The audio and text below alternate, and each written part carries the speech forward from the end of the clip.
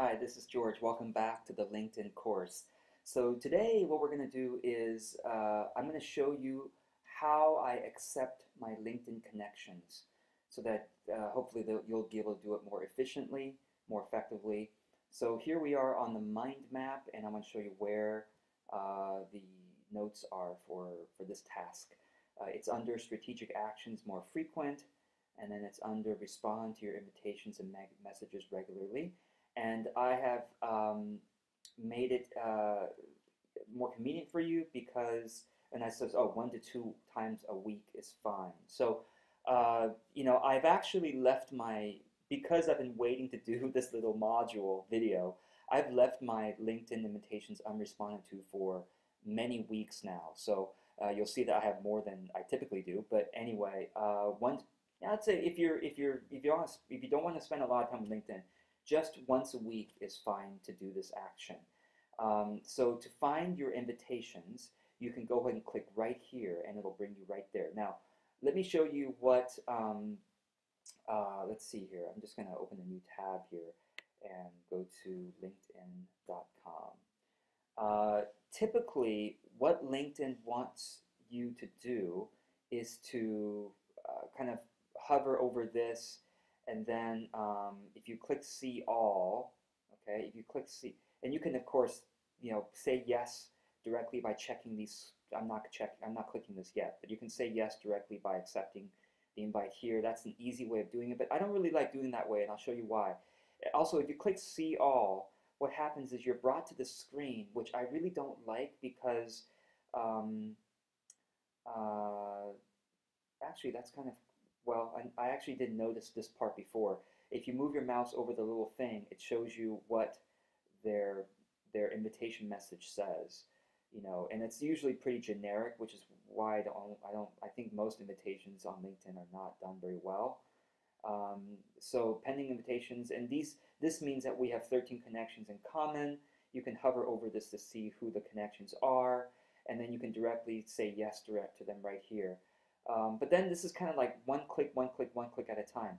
What I prefer to do is I've given you a link here. I found a link that makes it much easier. So I'm going to click on this link right now, and that again, this mind map is available to you as part of this course. So just go to this mind map, and you'll be able to find the link right there, or you can type it in directly to your browser. Okay, so here, the link I clicked on right here brings me directly to here. And this is much easier, and I'll tell you why. It's much easier because I'm able to click this checkbox right at the top here. And if I click on that, it selects I think 10 of them right in one page, and I can click accept if I want to accept all 10. Now, what is the principle in terms of whether you should accept? Should you be more liberal in accepting your connections? I have actually gone both ways in my LinkedIn usage over the past 10 years or however many. I've been using LinkedIn for a long time. I used to think that to be more conservative about accepting connections because that's the way LinkedIn tends to. And what's interesting is that LinkedIn itself has moved. LinkedIn, the service itself, has moved its philosophy about connections to more conservative, meaning only accept connections from people whose work you can endorse. They used to really emphasize that point, but now they're much more open. I mean, now you're able to, as I show you, you can easily accept connections just like that. And so it's also mirrored my philosophy over time. I used to be more conservative about it. Now I'm much more open. I'll tell you why. The more first-degree connections you have, and by the way, what's a first-degree connection?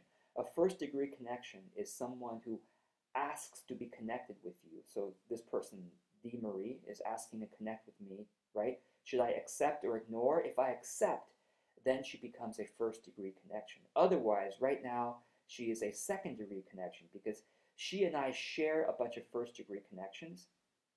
These people are my first-degree connections, and these people also have D. Marie as first degree, therefore she and I are second degree right now. If I accept the connection, she and I are first degree. Same thing. If I had gone to her profile and asked her to be a connection and she accepted, then we'd be first degree. The more first degree connections you have on LinkedIn, the more you show up when people search on LinkedIn for someone like you.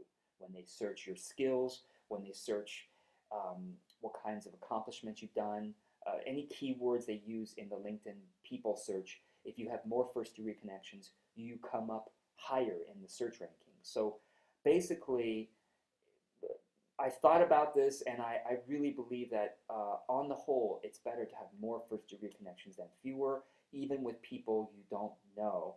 As long as they seem interesting enough, maybe you share some kind of interest with them, or maybe they're a prospective client, maybe they're a prospective referral source, or maybe they're just a kindred spirit. Okay, those are good categories to say yes to.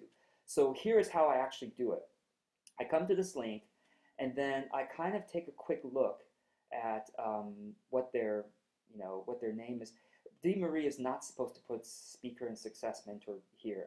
If LinkedIn finds out that she's putting more than her name, you're only supposed to put your name in that field. If LinkedIn finds out she's putting more than her name, sometimes they do audits of members. She'll get punished for that. I mean, at least warned. I was warned because I used to do the same thing that she's doing. Her professional headline is Field Organizer, Office Management at California Clean Money Campaign. Now, it's interesting because I don't think she's updated. I mean, if she wants to be a speaker and success mentor, her professional headline should really say that rather than her current job. So anyway, but I happen to be interested in clean money. I think campaign finance reform is really, really important for a democracy to be working. So she and I would say that she and I are probably kindred spirits in there. And I have clients who are speakers and success mentors. So she's a prospective client of mine. So I would say yes to her. So here's what I would, I don't want to spend much more time doing this. Basically, I look down and I kind of do a quick glance to see if they are a prospective client, prospective referral source, or a kindred spirit. We share some kind of interest, or a peer, basically. Yeah, this is a peer. I like that this is not just some mercenary online marketer, but he has intuition in here. So I like that. He has more spiritual bent to his marketing, which I like. Physical therapist. So this is starting to be like, well, I don't really have any clients who are physical therapists, so I don't know whether I should accept her connection. What I probably would do is I look at the shared connections by clicking on shared connections, and it shows me that and none of these I'm really close to, so I might go and look at her profile a little bit to see if maybe she's trying to build another type of business that I could support. Physical therapist, so I don't really see anything that really connects with me, so I probably would actually, no, never mind. I would say, back to my principle of accepting more people than ignoring. It's fine. I actually realize I'm really looking for spam profiles or people who are absolutely not in no way that they could be ever a potential client, potential referral source, or a kindred spirit. Physical therapist means she's interested in health. I'm interested in health, so that's great. East Coast Rescue. Okay, that's starting to get random. By rescue, if it's a pet rescue, great. If it's a people rescue, that's really not in my realm. Near coastal seamen rescue. Okay, so that's really random, and I would probably click ignore. I'm sure she's a nice person, but just not anyway. So when you ignore someone, by the way, you can click on I don't know this person or this is spam. Now let me tell you why you probably shouldn't do that unless it really is spam. If I click I don't know Karen McCarthy, it actually punishes her in the LinkedIn system. She won't be able to send as many invitations in the future. They have some kind of scoring that is hidden.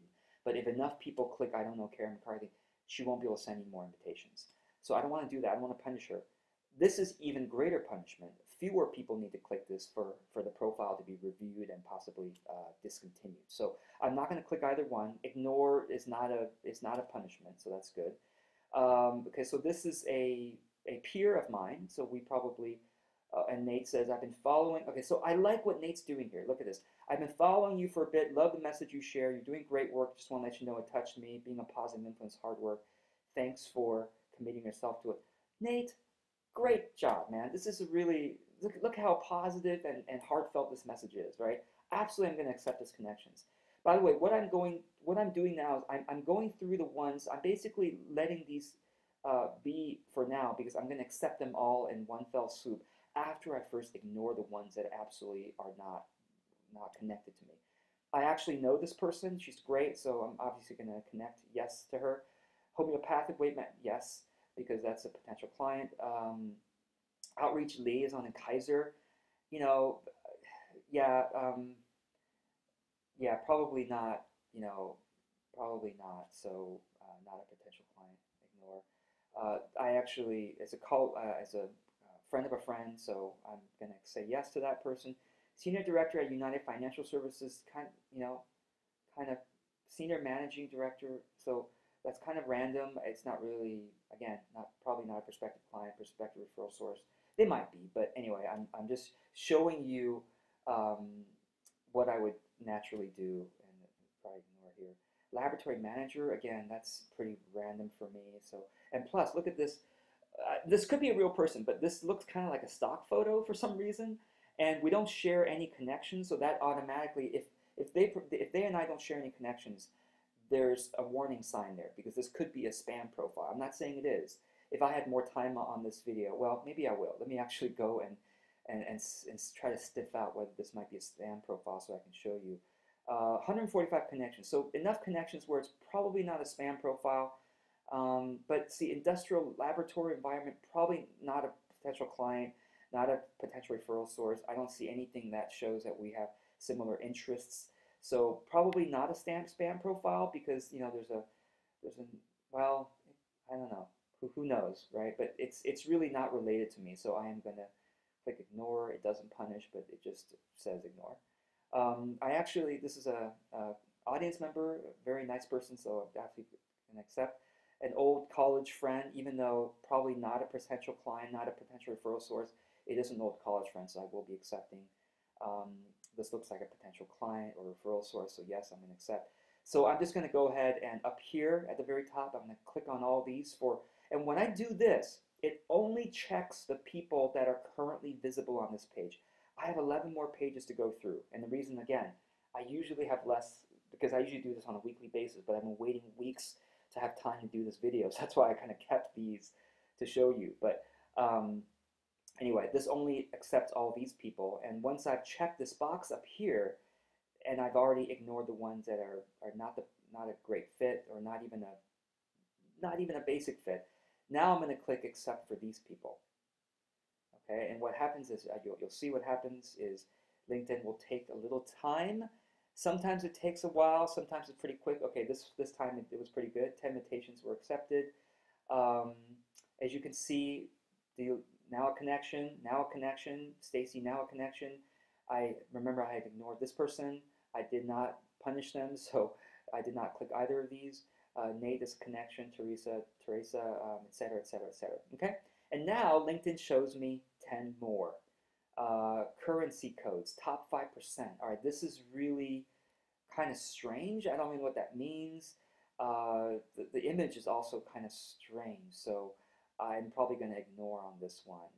And by the way, this is hopefully helpful for you to see how someone like me, a power user on LinkedIn, quickly evaluates profiles by not even looking at them, but just looking at the image, the name, and the professional headline and the shared connections. I actually know this person, so obviously going to accept her. I don't know why they showed up twice. Maybe she has two.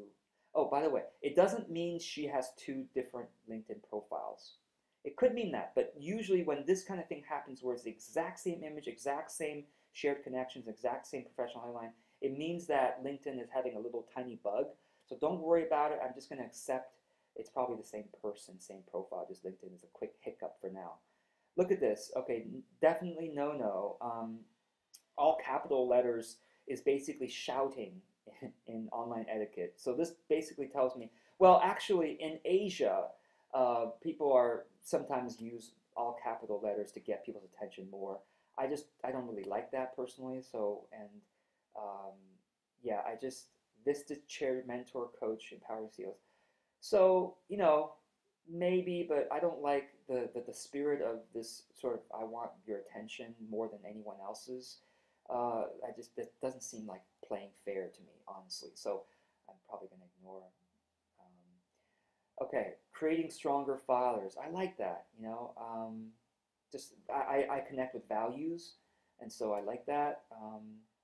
Helping clients. Okay, so influencer author, so potential client or referral source. Technology lead. Okay, now, okay, this is a good example of someone who maybe not a spammer, but someone who may be using LinkedIn to try to get business for their technology. A lot of um, virtual assistants and sort of online technology contractors go on LinkedIn and will try to add you to because remember now one of the downsides of having more first degree connections is that every first degree connection you have has your email address that you have made available on LinkedIn to your first degree connections. Okay, this is by default whatever main email address you've made available. I'll show you where I'm seeing the email address. When I click on my picture up here, okay, it brings me, actually no, I hover over my picture, I click on privacy and settings, and I sign in, and this is my primary email that I've selected. I have many email addresses linked to this profile, but this is my primary email.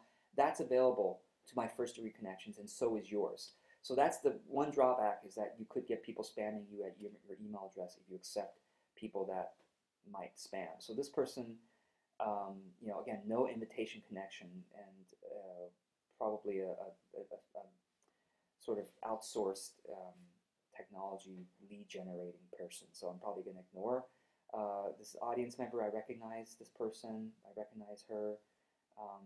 Energy medicine potential client, or this I actually have worked with him before, so I'm going to accept his connection. Director at sustainlife.org. I don't know what that means, so I will probably look at his profile and make a decision. So anyway, I hope this has given you enough examples there. I don't know why this is still there, but I hope this helps. And remember, until the next video, the most important thing you can do instead of just watching these videos is implement, apply. So as you implement and apply, if you have any questions, comment underneath this video. If you're watching this on YouTube, or if you're watching this in Udemy, you can add a discussion directly on the module, and I look forward to seeing what your questions and comments are. I'm not always able to answer them quickly, but do comment and answer ask questions. Others may be able to answer you, or I will always be occasionally going there and answering questions. So I hope this is helpful, and until the next video, be well.